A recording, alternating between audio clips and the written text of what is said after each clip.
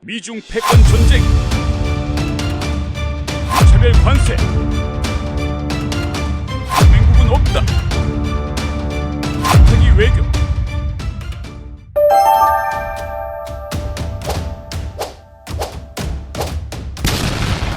안녕하세요. 지식을 쉽게 풀어주는 지식설입니다. 오늘은 2025년 봄 현재 미국이 왜 우방국에도 관세를 부과하고 있는지, 도대체 그 목적은 무엇인지, 그리고 도대체 우리는 어떤 상황에 처해 있고 어떻게 살아남아야 할지 알아보겠습니다.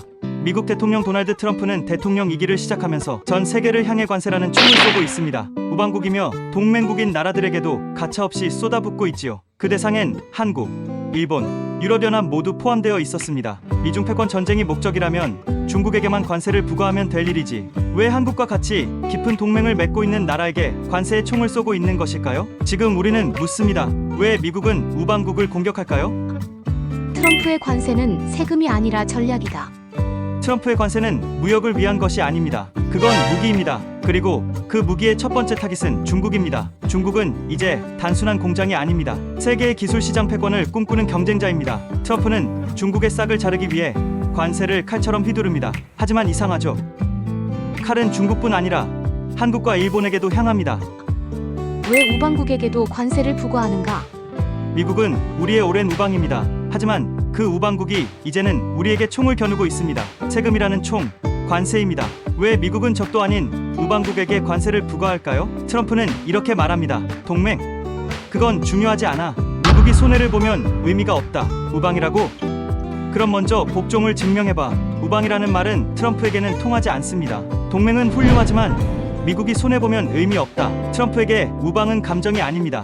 누가 미국의 이익이 되느냐가 전부입니다. 미국의 적자를 안기면 바로 그 나라는 적이 됩니다.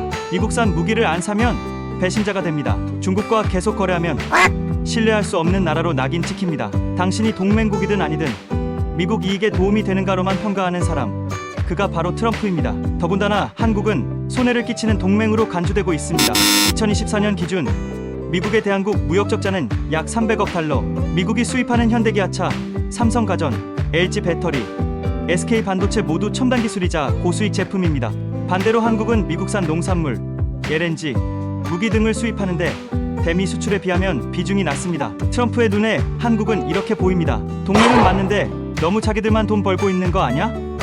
한국은 돈 찍어내는 머신이잖아. 관세는 단순한 세금이 아닙니다. 길들이기용 지배 도구입니다. 트럼프는 관세를 세금이 아니라 말 잘 듣게 만드는 훈련 도구로 씁니다. 일본의 대미 수출품인 철강과 알루미늄에 미국은 관세를 부과합니다. 미국의 요구 조건은 간단합니다. 내가 너네 물건 사줬으니 방위비 더 내고 무기 더 많이 사라는 거지요. 일본은 즉각 그렇게 하겠다고 하고 협상에 나섰습니다. 쫄리니 기어야 하지요. 이후에 주요 수출 품목인 자동차에 대한 관세 부과에 따라 미국은 요구합니다. 내가 중국하고 러시아 제재할 때 너네 가만히 있지 말고 내 뒤에 서야 해. 이유는 협상 중입니다. 전기차, 배터리, 가전 등을 수출하는 한국에게는 조선업 협상 카드를 내밀고 있으며 일부 관세 유예 협상 중에 있습니다. 즉, 관세는 미국 편인지 확인하는 리트머스 시험지입니다. 이렇듯 진짜 목적은 중국을 고립시키기 위한 전선 정리에 있습니다. 트럼프가 진짜로 때리고 싶은 건 중국입니다. 그런데 한국, 일본, 유럽이 중국과 계속 잘 지내면 중국을 아무리 때려도 효과가 없습니다. 그래서 이런 메시지를 보내는 겁니다. 너희가 진짜 미국 편이라면 미국의 적과도 멀어져야 해. 아니면 너희도 적이야. 그래서 한국도 예외가 아니었던 것이죠. 하지만 한국은 중국과 가장 깊이 엮인 나라 중 하나입니다. 한국 수출의 19%가 중국입니다. 삼성 SK의 반도체 대중 수출 의존도는 높으며 배터리, 디스플레이, 철강 등 핵심 산업의 대중 수출은 매우 많습니다. 트럼프 입장에선 의심이 드는 거죠. 한국은 우리 편이라는데 왜 계속 중국이랑 거래하지? 그럼 관세로 확실히 줄 세우자. 트럼프의 메시지는 명확합니다. 우방이라면 미국을 위해 움직여라. 안 그러면 적처럼 다루겠다. 그렇게 해서 우방국들에게 던진 관세라는 이름의 경고장은 단지 가격을 올리는 게 아니라 관계를 재편하는 수단이었던 것이죠. 우리는 지금 시험을 받고 있다. 관세는 숫자가 아닙니다. 그건 질문입니다. 당신은 누구 편인가? 그 질문 앞에서 한국은 지금 대답해야 합니다. 우리는 수출로 먹고 사는 나라입니다. 우리는 미중 사이 위험한 외줄 위에 서 있습니다. 그리고 우리는 이 질문을 피할 수 없습니다. 한마디로 그 놈의 뿌리 깊은 역사인 줄타기 외교의 운명인 것이죠. 줄타기 외교의 운명. 한국은 어느 편에 서야 하는가?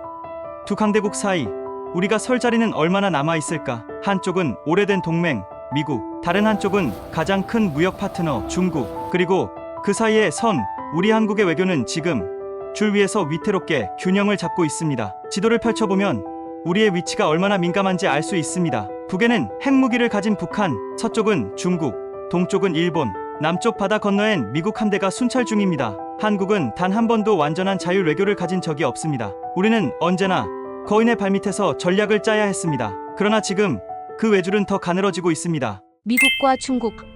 갈라지는 세계, 강요되는 선택. 2025년 세계는 다시 두 개의 블록으로 갈라지고 있습니다. 미국 IPF, 칩포, 인도태평양 전략으로 아시아 줄 세우기, 중국 1대1로 RCEP, BRICS로 대항축 형성. 한국은 그 중간에서 모두의 기술과 자본을 활용해 성장해왔습니다. 그러나 이제는 선택을 강요받고 있습니다. 중국과 계속 거래할 거야? 아니면 미국 편이야? 관세는 그 질문을 던지는 도구일 뿐입니다. 한국의 딜레마 이쪽도 저쪽도 잃을 수 없다.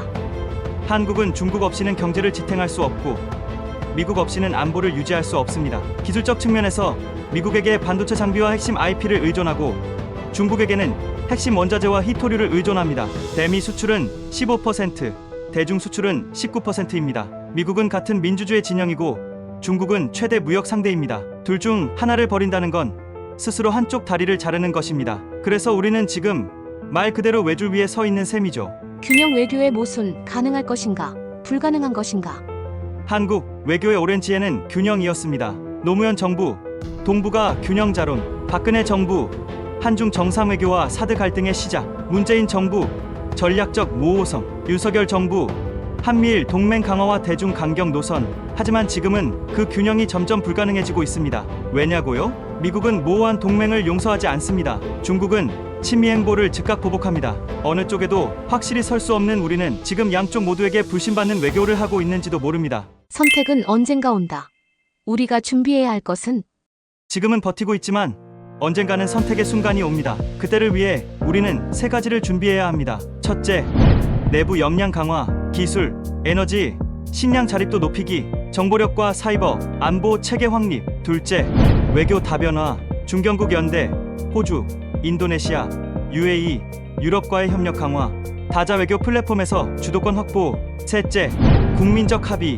어느 쪽에 서든 국민의 지지가 없다면 외교는 힘을 잃습니다. 감정이 아니라 전략으로 판단할 수 있는 사회적 토론이 필요합니다.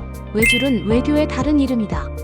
강대국 사이에서 우리가 외줄을 타는 이유는 겁이 많아서가 아닙니다. 그 줄 위에서 우리는 어떻게든 살아남고 균형을 유지하고 다리를 벌려 두 쪽을 모두 붙잡아야 하기 때문입니다. 문제는 그 줄이 점점 흔들리고 있다는 겁니다. 우리는 떨어질 것인가? 아니면 더 단단한 중심을 잡을 것인가? 그 선택은 지금부터 시작입니다. 시청해주셔서 감사합니다. 이상 지식설이었습니다. 구독과 좋아요는 세계 평화와 정의를 꿈꾸는 한 사람에게 꿈과 희망을 줍니다.